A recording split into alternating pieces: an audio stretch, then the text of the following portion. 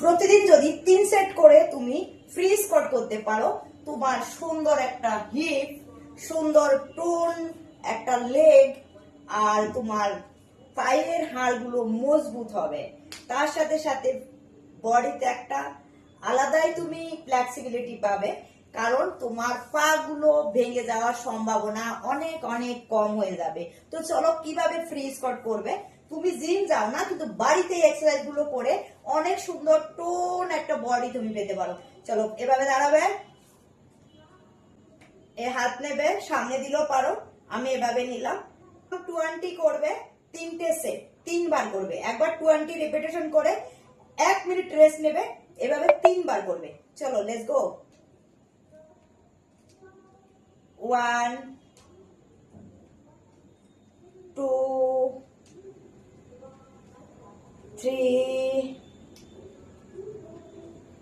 4 5 6 7 8 9